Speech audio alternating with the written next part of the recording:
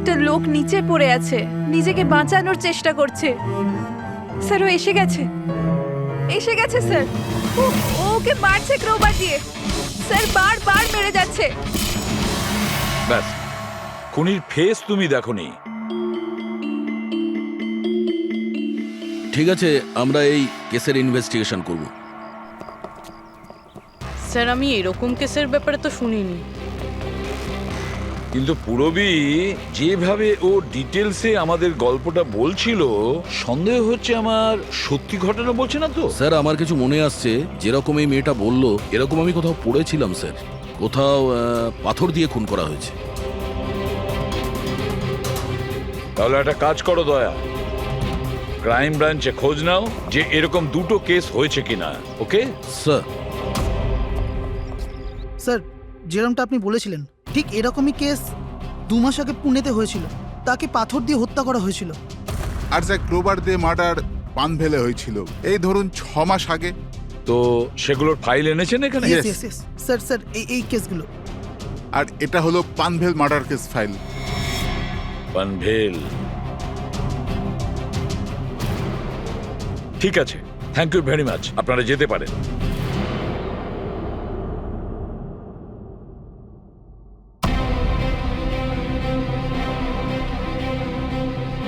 আমি খুন হতে দেখেছি। আশেপাশে গাছ আছে আর একটা ভাঙা বোটও আছে। যেটা ভিজুয়ালে দেখেছিল সেটা একদম হুবহু ওই রকম স্যার। তার মানে ও যা বলছে তার সঙ্গে মিলে যাচ্ছে। অদ্ভুত ব্যাপার স্যার, এই দুটো ঘটনার কথা আজ মিউজিক শুনে অনন্যা ভিজুয়ালাইজ করেছেন, কিন্তু এই দুর্ঘটনা দুটো একটা 6 মাস আগে আর আরেকটা তো 2 মাস আগে হয়েছে। এটি কিভাবে সম্ভব? যে মেয়েটা এই ক্রাইম সিনে ছিলই না, সে সবকিছু ভিজুয়ালাইজ কি করে করলো? আমি মানি না। আর বাই দ্য ওয়ে, এই সিনেস্থেসিয়া কি? আসলে এটা বোঝানো খুব কঠিন, কিন্তু আমি চেষ্টা করছি বোঝানোর। দেখুন, ব্যাপারটা হচ্ছে যখন আপনি কোনো বিশেষ জিনিসের ঘ্রাণ নেন, তখন তার সঙ্গে জড়িত সমস্ত স্মৃতি আপনার মনে আসে। এটা ধরুন কোনো বিশেষ ব্যক্তি বা কোনো বিশেষ জায়গা, সবকিছু। ধরে নিতে পারেন যে এই গন্ধ এক প্রকার আপনার মেমোরিকে ট্রিগার করে, কিন্তু এটা শুধুমাত্র সিনেস্থেসিয়ার কন্ডিশনই হতে পারে। এই কেসে সুগন্ধর জায়গায় কোনো মিউজিকে পেয়ে গেছে। এক্স্যাক্টলি। এবার দেখুন, মেয়েটি একটা বিশেষ ধরনের মিউজিক শুনেছে। ওই মিউজিকটার একটা বিশেষ জায়গায় একটা বিশেষ ধরনের প্রিলিউড ব্যবহার করা হয়েছে, যেটা ওকে একটা গাছের স্মৃতি মনে করিয়ে দেয়। আর আরেকটা ইনস্ট্রুমেন্টেও লোকটাকে দেখেছিল। এক্স্যাক্টলি। বাস আমার মনে হয় খুনি এই খুনের ঘটনাটাকে কোনো বিশেষ পদ্ধতিতে মিউজিকে কনভার্ট করেছে। মানে হচ্ছে যখন মিউজিক বাজে তখন ওই ঘটনার সঙ্গে জড়িত সমস্ত জিনিস, সমস্ত জায়গা স্মৃতিকে আলোড়িত করে। কিন্তু এই সমস্ত কিছু সেই ভিজুয়ালাইজ করতে পারে যার সিনেস্থেসিয়া রোগ আছে, অন্য কেউ নয়।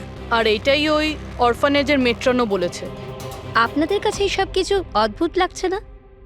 যাই হোক, কেস সলভ করা আমাদের কাজ।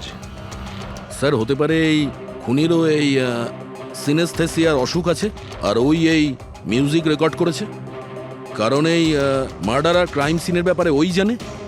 কিন্তু জানতে কি করে পারবো যে এই মিউজিকটা কম্পোজ করে ইন্টারনেটে কে আপলোড করলো? আর সেটা খুঁজবোই বা কি করে স্যার? ফেডরিক, ইন্টারনেট খোলো, দেখো ইন্টারনেটে এই পার্টিকুলার মিউজিক পিসগুলো যেগুলো দুটো কেসে আছে সেগুলো কোথাও আছে কিনা।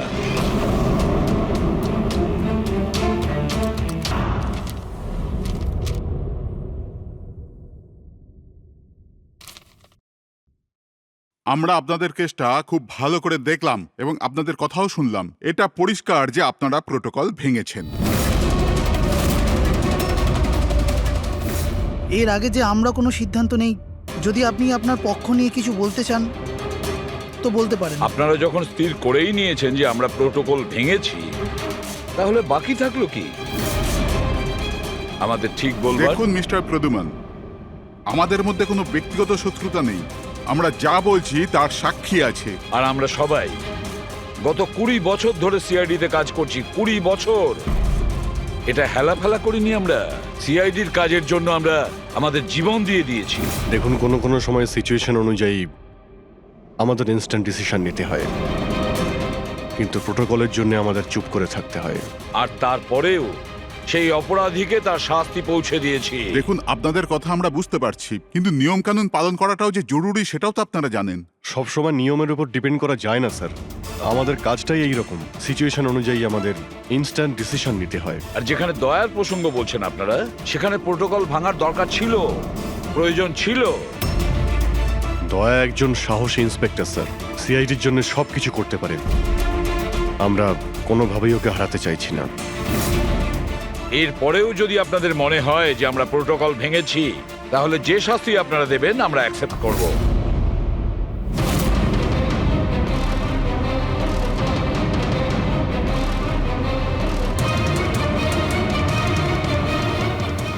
দেখুন, আমরা আপনাদের কথা মেনে নিচ্ছি, কিন্তু নিয়ম তো আপনারা ভেঙেছেন। আর নিয়ম তো ফলো করার জন্যই হয়, আপনারা তো আর আইনের থেকে ঊর্ধ্বে নয়। এই জন্য আমরা এই সিদ্ধান্ত নিয়েছি যে আপনাদের টিমটাকে ভাঙা হবে না, আপনারা কন্টিনিউ করতে পারেন। Thank you very much. কিন্তু আজ থেকে আপনাদেরকে মনিটর করা হবে। আপনাদের সমস্ত কেস একজন সুপারভাইজিং অফিসার মনিটর করবে, যাকে আমরা নিয়োগ করেছি।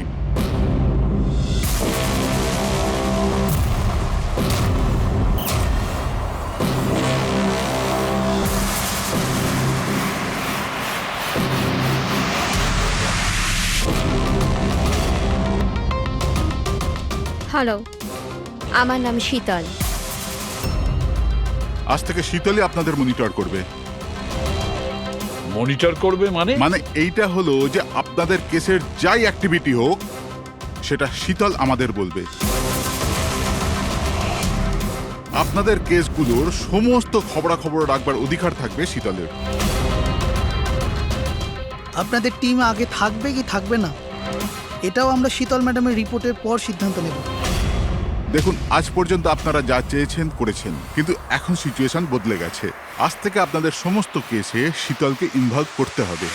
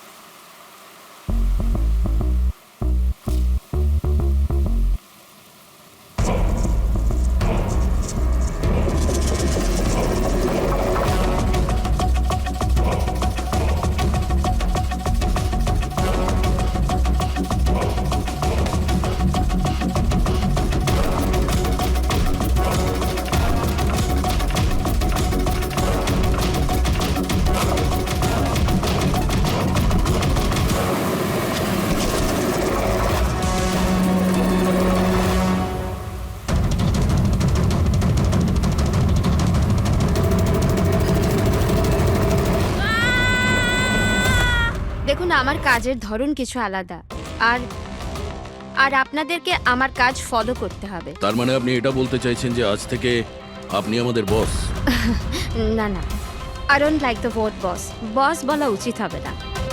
দেখুন, আমি এখানে এসেছি আপনাদের কেসগুলো স্মুথলি হ্যান্ডেল করার জন্য, আর আমি চাইবো যে এখানে আমার ডিসিশনে ফাইনাল হবে। দেখুন প্লিজ, রাগ হওয়ার কোনো কারণই নেই, কারণ আমি শুধু অর্ডার্স ফলো করছি। ইনফ্যাক্ট আমার কাছে অর্ডার্স আছেও, আর এখানে পরিষ্কার লেখাই আছে যে আজকের পর যে কেসেরই আপনার ইনভেস্টিগেশনস করবেন, ওটা আমার নজরের মধ্যে থাকবে। ইনফ্যাক্ট আমার লুক রাখতে হবে, আর প্রত্যেকটা ইনভেস্টিগেশন কেসের রিপোর্ট আমাকে দিতে হবে, and that also includes forensic investigation. আর এখানে এটাও লেখা আছে যে কোনো সাসপেক্টের সাথে যে কোনো ফিজিক্যাল ভায়োলেন্স করার আগে আমাকে জিজ্ঞেস করতে হবে। আর দেখুন, হ্যালো এসিপি প্রদ্যুমান। আচ্ছা ঠিক আছে, আমরা আসছি। ওকে, দুটো খুন হয়েছে, আমাদের বেরোতে হবে। এত তাড়াতাড়ি বেরোবেন আপনারা? ফাইন্ড আউট করবেন না যে ওই কলটা ফ্রড নাকি সত্যি সত্যি মার্ডার হলো কিনা, এভাবে বেরিয়ে যাবেন? শীতল দেবী, আপনার কথা ভালো লেগেছে, কিন্তু ব্যাপারটা হলো দুটো খুন যেখানে হয়েছে আমাদের তাড়াতাড়ি সেখানে যেতে হবে। হ্যাঁ, আপনাকে সব রিপোর্ট আমরা পাঠিয়ে দেব। আপনাকে তো রিপোর্ট করতে হবে। Let's go.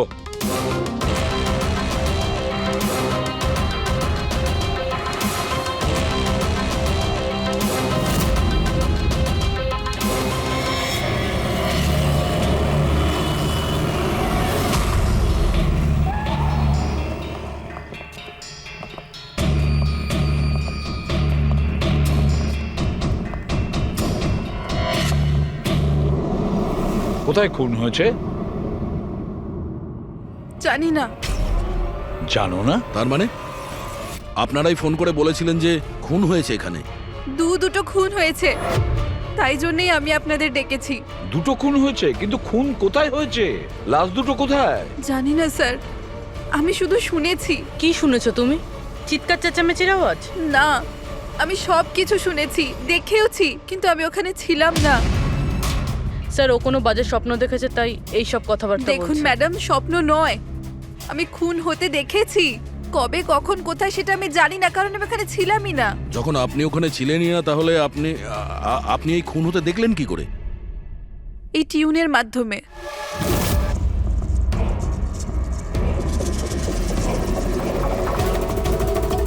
এই বিটটায় অনেক বৃষ্টি হচ্ছে, আশেপাশে গাছ আছে আর একটা ভাঙা বোটও আছে। এই এই ড্রামটায় কেউ এই লোকটাকে টেনে নিয়ে যাচ্ছে, আর এই বিটটাতে ওই ওই লোকটা ওকে পাথর দিয়ে মাথায় মারছে। আচ্ছা, তুমি ওদেরকে খুন হতে দেখেছো মিউজিকের পার্ট শুনে? এটা হয়নি তো যে এগুলো তোমার শুনে কিছু ভেবেছো, আন্দাজ করেছো? স্যার, আমি গেস করিনি। এই মিউজিক আমি দেখতে পাচ্ছি। কিন্তু মিউজিকে খুন হতে দেখা কিভাবে সম্ভব? ম্যাম, অনন্যার শরীর খারাপ তাই এরকম কথা বলছে। আপনি কে? স্যার, আমার নাম লতা, আমি এখানকার ম্যাট্রন। আমি ওকে ছোটবেলা থেকে চিনি, যখন থেকে ও অরফেনেজে এসেছে। কি অসুখ হয়েছে অনন্যার? স্যার, ওর সিনেস্থেসিয়া আছে। সেনেথেসিয়া? ম্যাম, একটা কন্ডিশন আছে। নর্মাল কন্ডিশনের মানুষরা মিউজিক শুনতে পায়, কিন্তু এই কন্ডিশনে মানুষ মিউজিক শুনতে শুনতে ভিজুয়ালও দেখতে পায়, আর মিউজিক শুনতে শুনতে ভিডিওর মতো দেখতে পায়। আপনি তার মানে বলতে চাইছেন যে অনন্যা সাউন্ড দেখতে পায়? Yes sir. কি করে? আপনি চোখ বন্ধ করুন আর ইমাজিন করুন ড্রাম বিট শুনতে পাচ্ছেন। নিন, কল্পনা করছি। আপনি কি দেখতে পাচ্ছেন? ড্রাম বিটের আওয়াজ শুনতে পাচ্ছি, কিন্তু আমি কিছু দেখতে পাচ্ছি না। এটা নর্মাল কন্ডিশনে হয়, কিন্তু সিনেস্থেসিয়াতে মানুষ মিউজিকের সাথে নিশ্চয়ই কিছু না কিছু দেখতে পায়। যেমন কিছু মানুষদের দেখতে পায়, রং দেখতে পায়, বা যে কোনো কিছু দেখতে পায়। তার মানে এই মিউজিকের পার্ট শুনে তুমি ওই খুন দুটো হতে দেখেছো? হ্যাঁ। আমার মনে হচ্ছে যে অনন্যা মিউজিক শুনে যেটা দেখছে ওটা আসলে নেই। ও ওটাকে ভিজুয়ালাইজ করছে, যেমন আমরা স্বপ্নে দেখি।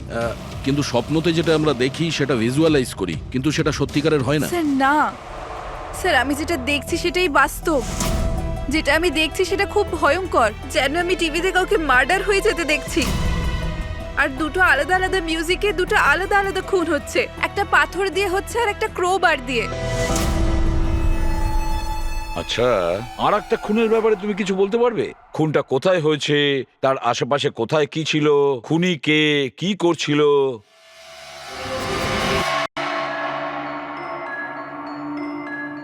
আশেপাশে পাহাড় আছে, একটা লোক নিচে পড়ে আছে, নিজেকে বাঁচানোর চেষ্টা করছে। স্যার, ও এসে গেছে, এসে গেছে স্যার। ওকে মারছে ক্রোবার দিয়ে। স্যার, বারবার মেরে যাচ্ছে। ব্যাস, খুনির ফেস তুমি দেখোনি? ঠিক আছে, আমরা এই কেসের ইনভেস্টিগেশন করব। স্যার আমি এরকম কেসের ব্যাপারে তো শুনিনি। কিন্তু পুরবী যেভাবে ও ডিটেলসে আমাদের গল্পটা বলছিল, সন্দেহ হচ্ছে আমার সত্যি ঘটনা বলছে না তো। স্যার, আমার কিছু মনে আসছে, যেরকম এই মেয়েটা বলল এরকম আমি কোথাও পড়েছিলাম স্যার। কোথাও পাথর দিয়ে খুন করা হয়েছে। তাহলে একটা কাজ করো দয়া, ক্রাইম ব্রাঞ্চে খোঁজ নাও যে এরকম দুটো কেস হয়েছে কিনা। Okay sir? স্যার, যেরকমটা আপনি বলেছিলেন ঠিক এরকমই কেস 2 মাস আগে পুনেতে হয়েছিল। তাকে পাথর দিয়ে হত্যা করা হয়েছিল। আর যা ক্রোবার দিয়ে মার্ডার পানভেলে হয়েছিল এই ধরুন 6 মাস আগে। তো সেগুলোর ফাইল এনেছেন এখানে? Yes, yes, yes. Sir sir, এই কেসগুলো। আর এটা হলো Panvel murder case file. Panvel, ঠিক আছে, থ্যাংক ইউ ভেরি মাচ, আপনারা যেতে পারেন।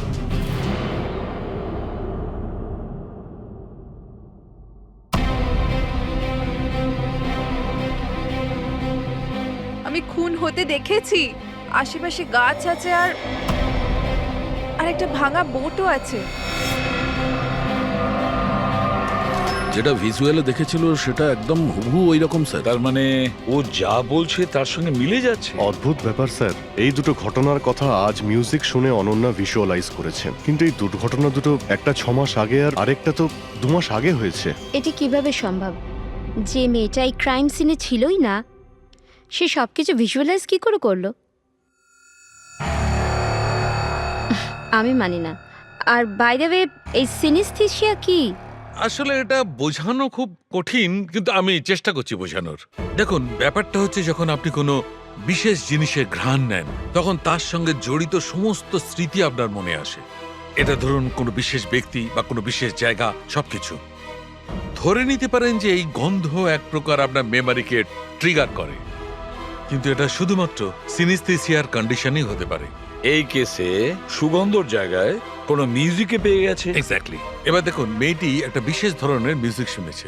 ওই মিউজিকটার একটা বিশেষ জায়গায় একটা বিশেষ ধরনের প্রিলিউড ব্যবহার করা হয়েছে, যেটা ওকে একটা গাছের স্মৃতি মনে করিয়ে দেয়।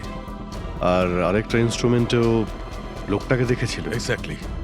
বাস আমার মনে হয় খুনি এই খুনের ঘটনাটাকে কোনো বিশেষ পদ্ধতিতে মিউজিকে কনভার্ট করেছে। মানে হচ্ছে, যখন মিউজিক বাজে তখন ওই ঘটনার সঙ্গে জড়িত সমস্ত জিনিস, সমস্ত জায়গা স্মৃতিকে আলোড়িত করে। কিন্তু এই সমস্ত কিছু সেই ভিজুয়ালাইজ করতে পারে যার সিনেস্থেসিয়া রোগ আছে, অন্য কেউ নয়। আর এটাই ওই অরফানেজের মেট্রনও বলেছে। আপনাদের কাছে এইসব কিছু অদ্ভুত লাগছে না? যাই হোক, কেস সলভ করা আমাদের কাজ। স্যার হতে পারে এই খুনিরও এই সিনেস্থেসিয়ার অসুখ আছে, আর ওই এই মিউজিক রেকর্ড করেছে, কারণ এই মার্ডার আর ক্রাইম সিনের ব্যাপারে ওই জানে। কিন্তু জানতে কি করে পারবো যে এই মিউজিকটা কম্পোজ করে ইন্টারনেটে কে আপলোড করলো? আর সেটা খুঁজবোই বা কি করে স্যার? ফেডরিক, ইন্টারনেট খোলো, দেখো ইন্টারনেটে এই পার্টিকুলার মিউজিক পিসগুলো যেগুলো দুটো কেসে আছে সেগুলো কোথাও আছে কিনা।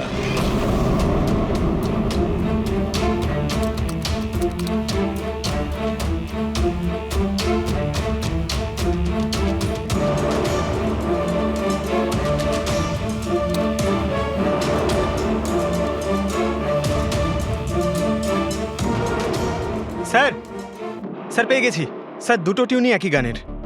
একটা ইন্ডিয়ান টিম বানিয়েছে। ডেকে নাও ওই ব্যান্ডের লোকেদের। Okay sir. ওকে, আপনারা আপনাদের ইনভেস্টিগেশন করতে থাকুন, আমি একটা অন্য কাজ সেরে আসছি।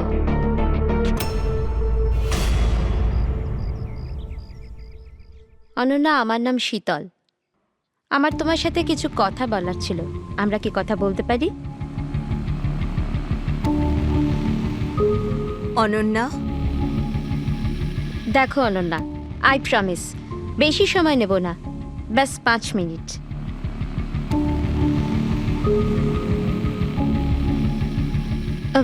ও কিছু বলছে না কেন? ম্যাম ওই খুব ভয় পেয়ে আছে। ওই ঘটনাটা ওর মাথায় খুব প্রভাব ফেলেছে। ও নর্মাল হতে কিছুটা সময় লাগবে। ওকে। আমার অনন্যার ব্যাপারে এখানে লোকের সাথে কিছু কথা বলতে হবে। পসিবল? হ্যাঁ প্লিজ। মিউজিক টিউন থেকে খুন? এটা কিভাবে সম্ভব স্যার? পসিবল আছে। সিনেস্থেসিয়ার একজন পেশেন্ট তোমার এই মিউজিক পিস শুনে একটা খুনের ব্যাপারে ভিজুয়ালাইজ করেছে, বুঝেছো? তোমার ওই মিউজিক পিসে কোনো খুনের রহস্য লুকিয়ে আছে। আর আমাদের মনে হচ্ছে খুনি সেই যে এই টিউন বানিয়েছে। আমরা খুন করিনি।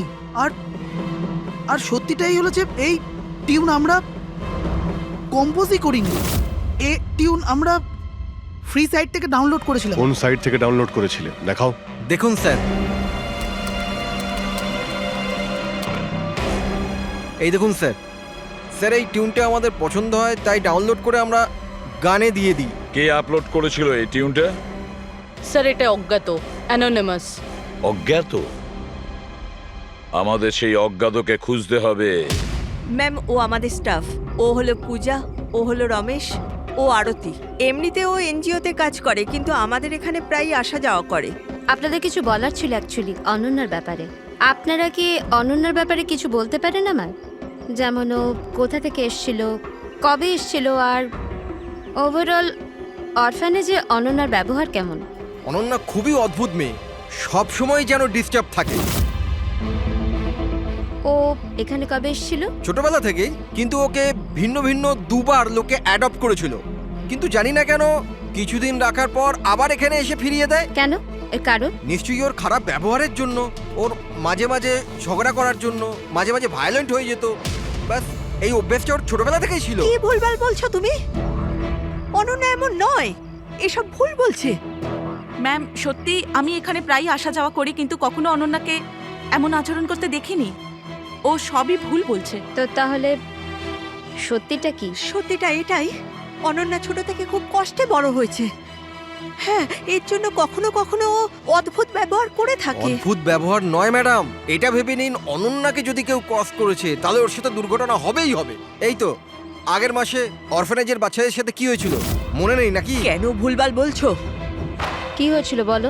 ম্যাম, আগের মাসে একটা বাচ্চার ফুড পয়জন হয়ে গেছিল, আর ওই দিনই ওর ঝগড়া অনন্যার সাথে হয়েছিল। আচ্ছা, তার মানে তুমি বলছো যে এটা অনন্যা করেছে? হ্যাঁ। ভেবে চিন্তে কথা বলো রমেশ, খুবই বাজে কথা বলছো অনন্যার নামে। মেট্রন, অনন্যাকে অরফানেজ থেকে দুটো ফ্যামিলি অ্যাডপ্ট করেছিল, কিন্তু তারা ফেরত দিয়ে যায়। এর পিছনে কোনো কারণ তো থাকবেই, হয়তো অনন্যারই কোনো দোষ ছিল, খামতি ছিল। আমি মানতে পারলাম না। এনিওয়ে, অনন্যার ব্যাপারে কি কোনো ফাইল আছে যেখানে ওসব ডিটেলস আছে? সেটা কি আমি দেখতে পারি? হ্যাঁ, নিশ্চয়ই।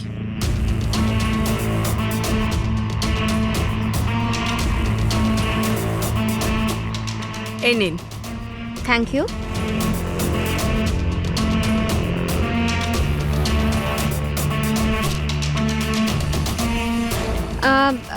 থ্যাংক ইউ মেট্রন, কিন্তু আমাকে এখনই বেরোতে হবে।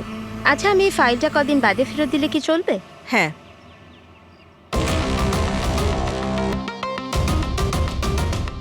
হ্যালো, আমাকে যাদের সিনেস্থেশিয়া আছে না, ওনাদের সাথে দেখা করার আছে, আর ওদের ব্যাপারে কিছু জানার আছে। এই 3 জনের সিনেস্থেশিয়া আছে।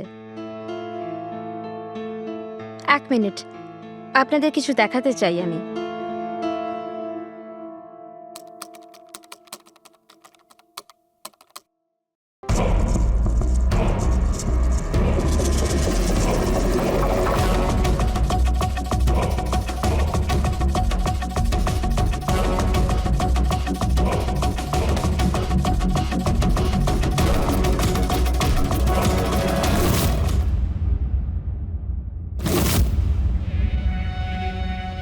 এখন আপনি বলুন, আপনি এই টিউনটা শুনে কি ভিজুয়ালাইজ করলেন?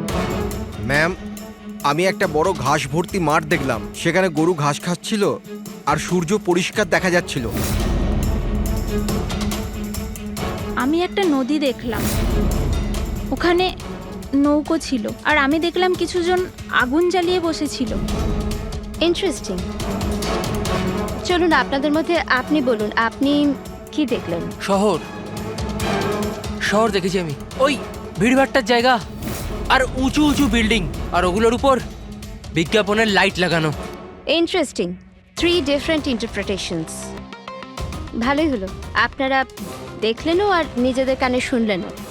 3 জন যাদের সিনেস্থেশিয়া আছে তারা একই টিউন শুনেছিল, কিন্তু 3টে আলাদা ভিজুয়ালস দেখলো। আর ওই মিউজিক শুনে খুন হতে দেখেছে। এক্স্যাক্টলি। দুনিয়াতে একজনই মানুষ আছে যে মিউজিক টিউনটাকে খুন দিয়ে ইন্টারপ্রেট করেছে। কে? খুনি নিজেই, আর ওই খুনি আর কেউ নয়, অনন্যা। হোয়াট? এটা আপনি কি বলছেন? ওই মেয়েটা নির্দোষ? দেখুন এসিপি স্যার, কেস প্রমাণ দিয়ে সলভ করা হয়, ভাবনা দিয়ে নয়। আর আমি ভাবনায় বয়ে যাওয়ার ভুল করিনি। আমি অরফানেজে গিয়েছিলাম, আর ওখানে গিয়ে জানতে পারলাম যে অনন্যাকে 2টো ফ্যামিলি অ্যাডপ্ট করেছিল, কিন্তু ব্যাস কদিন পরেই দুটো ফ্যামিলি অনন্যাকে অরফ্যানেজে দিয়ে গিয়েছিল আর ওই দুজন লোক ওখানেই ছিল যাদের মার্ডার হয়েছিল আর যারা অনন্যাকে অ্যাডপ্ট করেছিল। আমি অনন্যাকে অ্যারেস্ট করেছি আর ওকে নাবালক আদালতে পেশ করার ব্যবস্থা করেছি। আপনি আমাদেরকে না বলে না জিজ্ঞেস করে ওকে অ্যারেস্ট করেন কি করে? I don't need your permission ACP sir, আপনাকে বলার প্রয়োজন ছিল না। ও খুনি আর ওকে শাস্তি পেতেই হবে। আপনি ওই ক্রাইম সিনের ফটো আর পোস্টমর্টম রিপোর্ট দেখেছেন? অফকোর্স দেখেছি। তো হয়তো ভালো করে আপনি দেখেননি, না হলে ওকে আপনি অ্যারেস্ট করতেন না। খুনি অনেক শক্তি প্রয়োগ করেছিল খুন করার জন্য। একটা 15 বছরের মেয়ে দুজনকে এত নৃশংসভাবে খুন করতে পারে না। আপনার ওই মেয়েটাকে বাঁচানোর চেষ্টা করছেন। দেখুন, মেয়েটি নির্দোষ আর আমরা কোনো নির্দোষের শাস্তি চাই না। অনন্যা খুনি, এর শাস্তি ওকে পেতে হবে, তাই আমাকে অ্যারেস্ট অর্ডার দিয়েছি আর এটা আমার ডিসিশন আর এটাই ফাইনাল ডিসিশন। আপনারা শুধু সময় নষ্ট করছিলেন। আর হ্যাঁ, এই মিডিয়াকে এই কেসটার ব্যাপারে জানাতে হবে। আপনারা প্লিজ মিডিয়াকে জানিয়ে দেবেন যে কেসটা সলভ হয়ে গেছে। আপনি যদি কেস সলভ করেন আপনিই বলে দিন, আমাদেরকে কেন বলছেন? ফাইন, নো প্রবলেম, আমি বলে দেব। কিন্তু এটা আপনারা আমার ওয়ার্নিং ভেবে নিতে পারেন, নয়তো আশা করছি এরপর থেকে আমার সমস্ত কথা আপনারা শুনবেন।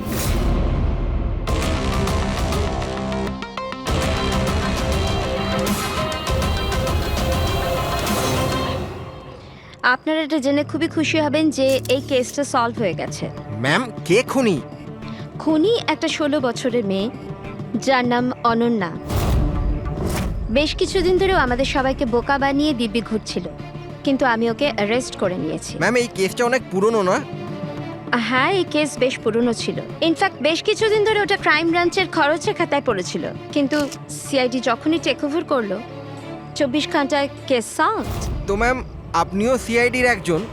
আগে হ্যাঁ, আমি আজই সিআইডি টিম জয়েন করেছি অ্যাজ দ্য সুপারভাইজার। আর জয়েন করতেই একদিনে কেস সলভ হয়ে গেল। যদি এই কেস অনেক সময় থেকে ঠান্ডা হয়েছিল, সিআইডি তাহলে কেন টেক ওভার করেনি এটাকে?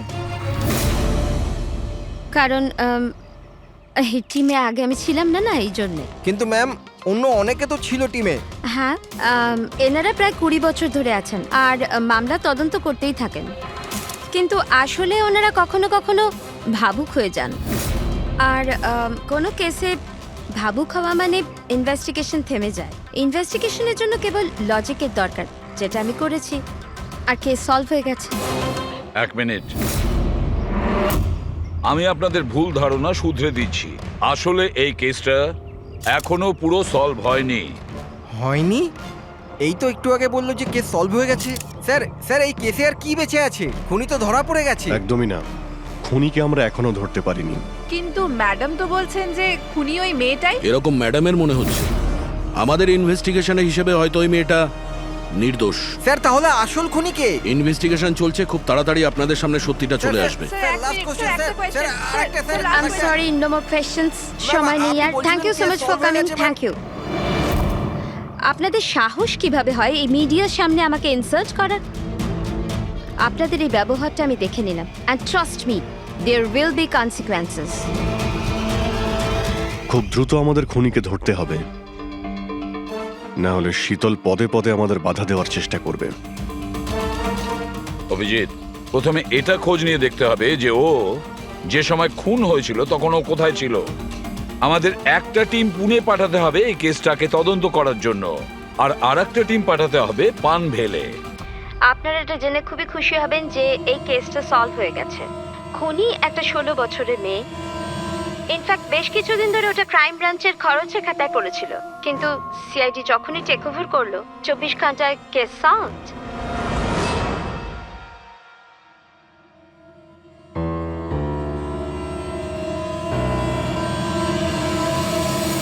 দেখুন, 23শে ফেব্রুয়ারি বিকেল 4টে থেকে 7টার সময় অনন্যা কোথায় ছিল? সাধারণত তখন বাচ্চারা বাইরে যায় খেলতে, আর 9টার মধ্যে চলে আসে। আচ্ছা, অনন্যা অরফানেজ গিয়েছিল না বাইরে? না স্যার, অনন্যা এখানেই ছিল আর কোথাও যায়নি। এটা আপনি এত জোর গলায় কি করে বলছেন? এর জন্যই বলছি, কারণ আমার অনুমতি ছাড়া কোনো বাচ্চা বাইরে যেতে পারে না। কিন্তু কখনো কখনো অনন্যা কয়েক ঘন্টার জন্য অরফানেজ থেকে উধাও হয়ে যেত। এটাও তো বলো ওনাদের। স্যার, ও মিথ্যে বলছে। ও অনন্যাকে হিংসে করে। আমি কেন অনন্যাকে হিংসে করব? তাহলে ওকে বদনাম কেন করছো? আমাদেরকেও বলেছে এখানে কিছু কিছু লোকের পেছনে লাগে। স্যার আমি শুধু অনন্যার ব্যাপারে আপনাদের খোঁজ খবর দিচ্ছিলাম। তাহলে এটাও বলো না যে আগের বছর অনন্যা তোমার নামে কমপ্লেন করেছিল। এর বিরুদ্ধে কেন? স্যার ও এখানের বাচ্চাদের মারতো, অনন্যা ওর নামে কমপ্লেন করেছিল, সাসপেন্ডও হয়েছিল। তখন থেকে অনন্যাকে ঘৃণা করে। স্যার ও এখানের বাচ্চাদের মারতো, অনন্যা ওর নামে কমপ্লেন করেছিল, সাসপেন্ডও হয়েছিল। তখন থেকে অনন্যাকে ঘৃণা করে। একটা কথা বলো, অনন্যাকে ওই মিউজিক পিস শুনতে কে বলেছিল? স্যার ইনি। হ্যাঁ স্যার, অনন্যা মিউজিক পছন্দ করতো। অনেকবার ওকে নানা ধরনের গান শুনতে দেখেছি। এর জন্য ওকে আমি মিউজিক শুনতে দিতাম। বুঝতে পারিনি এতে প্রবলেম হয়ে যাবে। আচ্ছা, আপনাদের মধ্যে কি কেউ মিউজিক ইনস্ট্রুমেন্টস বাজাতে জানেন? স্যার আমি পিয়ানো বাজাতাম। স্যার আমিও পিয়ানো বাজাই। আচ্ছা একটা কথা বলুন, যেদিন পুনেতে খুন হয়েছিল সেদিন আপনারা কোথায় ছিলেন? আমরা সব বাচ্চাদের নিয়ে পুনা গিয়েছিলাম। সেদিন আপনারা সবাই পুনাতে ছিলেন? কি ছিল ওখানে? ওখানে একটা ইভেন্ট ছিল তাই। স্যার, হ্যাঁ, এরা প্রত্যেকে সাধু সাজার নাটক করছে। একটা কাজ করি আমরা, এদের প্রত্যেকের কম্পিউটার চেক করো, দেখো কে এই মিউজিক পিস বানিয়েছে আর আপলোড করেছিল। কারণ যে এই মিউজিক পিস বানিয়ে আপলোড করেছে না, সেই খুনি হতে পারে।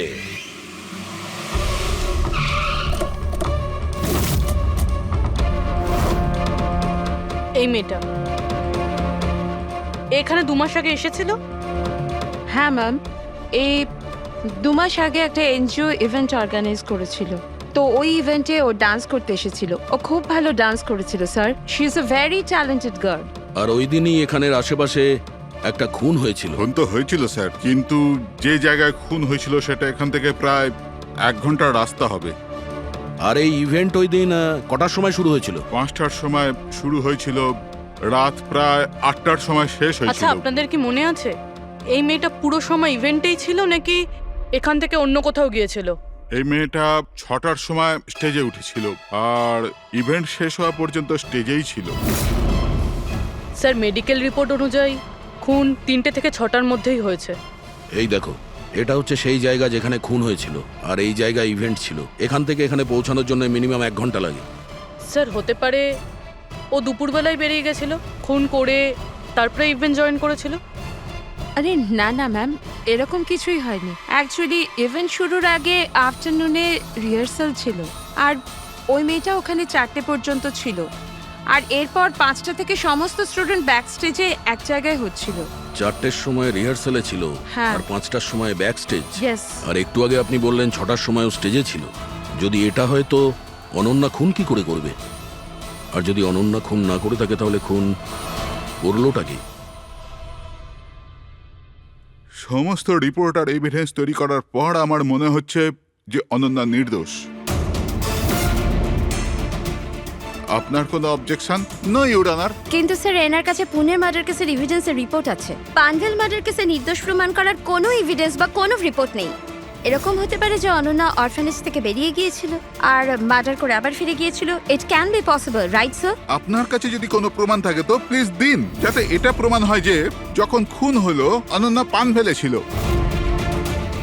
দেখুন, এভিডেন্সেস আর সাক্ষ্য প্রমাণ অনুযায়ী এই কেসটা ডিসমিস করে দেওয়া হচ্ছে। অনন্যাকে দয়া করে ছেড়ে দিন।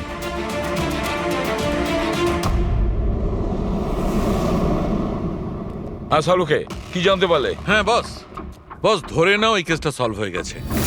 শীতল আমাদের ডেমনস্ট্রেট করে দেখিয়েছিল যে সিনিস্থেসিয়ার 2টো আলাদা আলাদা রোগী একই ধরনের মিউজিক শোনার পরে আলাদা আলাদা ইন্টারপ্রিট করে থাকে। হ্যাঁ বস, আমি আমার বন্ধুর থেকে সবকিছু জেনেছি, যে এই ব্যাপারে এক্সপার্ট। ও আমাকে অন্য কথা বললো। নতুন কি আপনি জানতে পেরেছেন? এমন 2জন ব্যক্তি যারা সিনিস্থেসিয়ারই পেশেন্ট, এক ধরনের মিউজিক শোনার পরেও একই ধরনের রিয়াক্ট করে। এটা কিভাবে হতে পারে স্যার? হতেই পারে পুরবি। যদি 2জন রোগীর মধ্যে রক্তের সম্পর্ক থাকে তাহলে হতে পারে। ও শীতল যা বলেছিল সেটাও ঠিক ছিল, কিন্তু সম্পূর্ণভাবে ঠিক ছিল না। কিছু রেয়ার কেসে এরকমটা হয়, যেমন আমার বন্ধু বলেছে। হ্যাঁ, কিন্তু 2জন রোগী যদি একই পরিবারের হয় তবে। কাকা, জ্যাঠা বা ভাইও হতে পারে। না না, ইমিডিয়েট ফ্যামিলি মেম্বারই হতে হবে, যেরকম মা বাবা ভাই বোন। তা কেন? সেটা এই কারণে ফ্রেডি, কারণ এটা একটা জেনেটিক অসুখ। বাস মেডিকেল জার্নাল থেকে আমি এরকম কিছু আর্টিকেল বার করছি, এসব তোমাকে দেখাচ্ছি।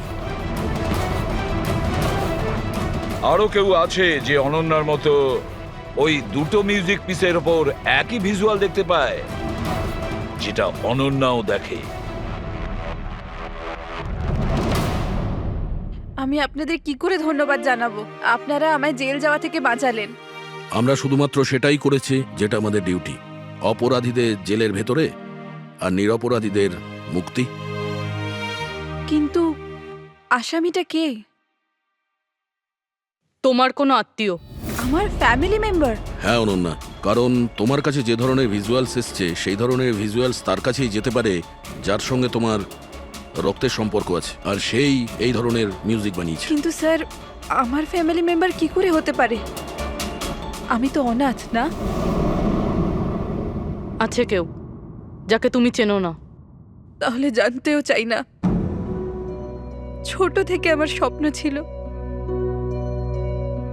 যে আমার পরিবারের সবাই আসবে আর আমায় এসে নিয়ে যাবে, আমরা একসাথে আনন্দে থাকবো। আর আপনারা বলছেন ও কোনো খুনি?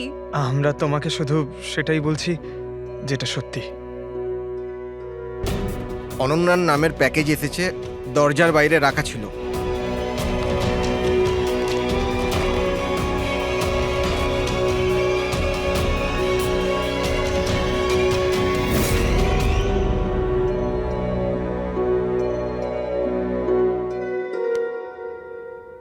Pen drive? পঙ্কজ,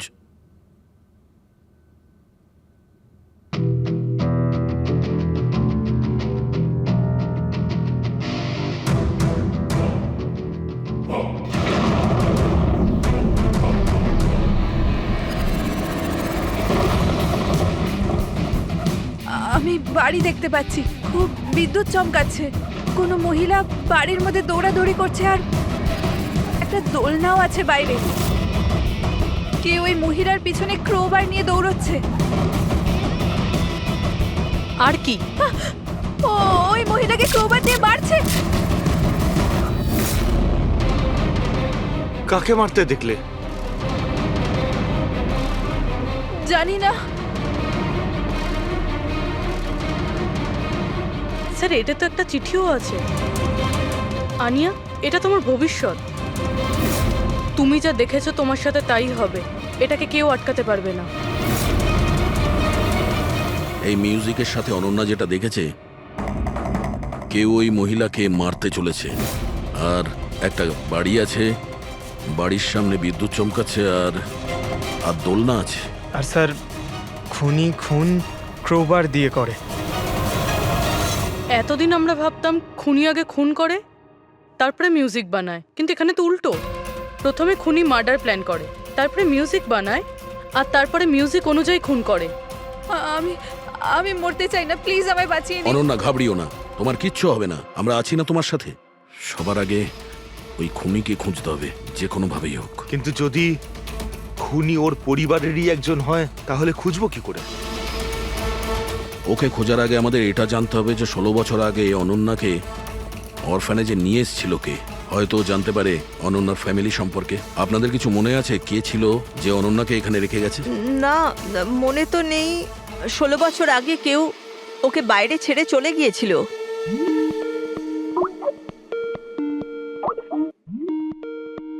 শীতল ম্যাডামের ফোন, ভিডিও কল করছে। হ্যালো, আমি বাস এটাই বলার জন্য ফোন করলাম যে ওই মেয়েটাই খুনি। সময় নষ্ট করবেন না আপনারা, প্লিজ ওকে গ্রেপ্তার করুন। শীতল ম্যাডাম, কোর্ট তার সিদ্ধান্ত জানিয়ে দিয়েছে, আর কোর্টের কি সিদ্ধান্ত সেটা আপনিও শুনেছেন। এই কোর্টের চক্করে আপনারা সময় নষ্ট করছেন। প্লিজ, আপনারা ভুল আর আপনাদের এটা মেনে নিতেই হবে। স্যার, স্যার এটা সেই বাড়ি। ওই বাড়ি? কোন বাড়ি? আমি এই মাত্র যেটা দেখলাম, ওই যেখানে খুন হতে চলেছে, ওই গাছ, দোলনা, এটাই ছিল স্যার। কোন জায়গার কথা বলছে মেয়েটা? শীতল ম্যাডাম, এখন আপনি কোথায় আছেন? আমি এখন আমার বাড়ির বাইরে। আর কোথায় থাকবো? আপনার প্রাণের সংশয় আছে।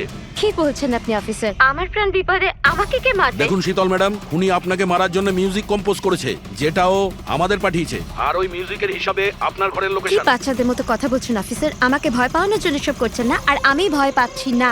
আর আমাকে সব বলছেন আপনাদের কেসের পথে আমি বাধা দেই। শীতল ম্যাডাম, এই ব্যাপারে আমরা পরেও কথা বলতে পারবো। আমার কথা মন দিয়ে শুনুন। আপনি ইমিডিয়েট বাড়ির ভেতরে যান আর দরজা জানলা সব বন্ধ করুন। আর আমরা যতক্ষণ না ওখানে পৌঁছই, আপনি কারোর কথায় দরজা খুলবেন না। মানে? আমি আপনাকে পরে বোঝাবো। এখন আমি আপনাকে যেটা বললাম সেটা করুন।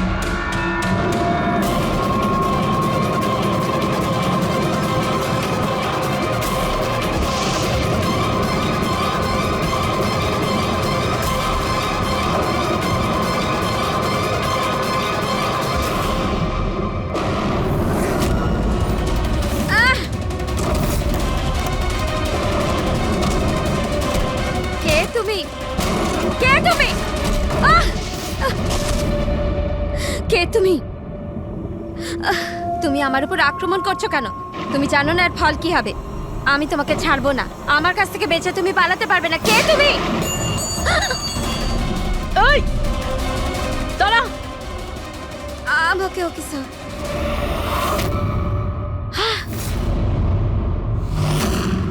আরতি, তুমি? স্যার আমিও পিয়ানো বাজাই। শীতল ম্যাডাম, আমরা আপনাকে আগেও বলেছিলাম অনন্যা খুনি নয়। আই এম সরি স্যার, আমার আপনাদের কথা বোঝা উচিত ছিল।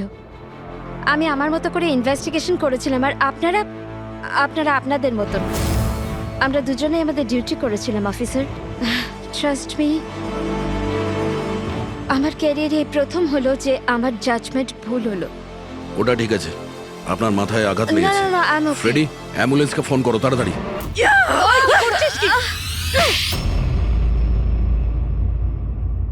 শীতল ম্যাডামের ওপর হামলা করেছো কেন তুমি? আমার মেয়েকে বাঁচানোর জন্য। কোন মেয়েকে বাঁচানোর জন্য? অনন্যাকে। অনন্যা আমার মেয়ে হয়। শীতল তাকে জেলে পাঠাতে চলেছিল, এই জন্য আমি ওকে শিক্ষা দিতে চেয়েছিলাম। আর খুন কেন করেছো? 17 বছর আগে যখন আমি প্রেগনেন্ট ছিলাম, আমার স্বামী আমাকে মানসিক হসপিটালে পৌঁছে দিয়েছিল, কারণ আমি মানসিকভাবে অসুস্থ ছিলাম। ওখানে আমি 15 বছর ছিলাম। কিন্তু কি? কিন্তু আমার স্বামী আমার মমতার গলা টিপে দিয়েছিল। কি করে? অনন্যা ওখানেই জন্মেছিল, কিন্তু ওকে আমার কাছ থেকে ছিনিয়ে নিয়েছিল। 15 বছর পর আমি বাইরে এলাম, তখন আমি জানতে পেরেছিলাম যে আমার স্বামী মারা গেছে, কিন্তু অনন্যা কোথায় আছে আমি জানতাম না। ও বেঁচে আছে কি নেই সেটাও আমি জানতাম না। আমি অনেক অরফানেজে ওকে খোঁজার চেষ্টা করেছিলাম, ওকে কোথাও পেলাম না। ওর ব্যাপারে কি করে জানতে পারলেন আপনি? 6 মাস আগে যখন আমি এই অরফানেজে এলাম, তখন আমি অনন্যার কেস ফাইল পেলাম। আমি জানতে পারলাম যে অনন্যাকে 2 জন মানুষ অ্যাডপ্ট করেছে, আর তারপর ওকে ফেরত পাঠিয়ে দিল। কিন্তু যখনই আমি জানতে পারলাম যে অনন্যার সিনেস্থেসিয়া আছে আর আর ও সব দেখতে পাচ্ছে যেটা আমি মিউজিকে প্ল্যান করেছিলাম। তখনই আমি রিয়েলাইজ করলাম যে অনন্যা আমারই মেয়ে। এই জন্য আমি দুজনকে খুন করে দিলাম। আমি ওই মানুষগুলোকে ঘেন্না করি যারা অনাথ বাচ্চাকে অ্যাডপ্ট করার পরেও তাদের ফিরিয়ে দিয়ে যায়। আমি অনন্যাকে সবকিছু বলে দিতে চেয়েছিলাম, কিন্তু আপনাদের অনুসন্ধানের ফলে আমি থেমে গেলাম, কেননা আমার মনে হলো যে আপনারা অনন্যাকে সন্দেহ করবেন। এই জন্য আমি চিঠি পাঠিয়ে আপনাদের মন অন্যদিকে ফিরিয়ে দেওয়ার চেষ্টা করেছিলাম, কিন্তু আপনারা আমার প্ল্যানকে ভেস্তে দিলেন। যে মেয়েকে পাওয়ার জন্য তুমি দুটো জীবন নিয়েছো, এখন সারা জীবন ওই মেয়ের থেকে দূরে থাকতে হবে তোমায়, জেলের ভেতরে, কাল কোঠরিতে।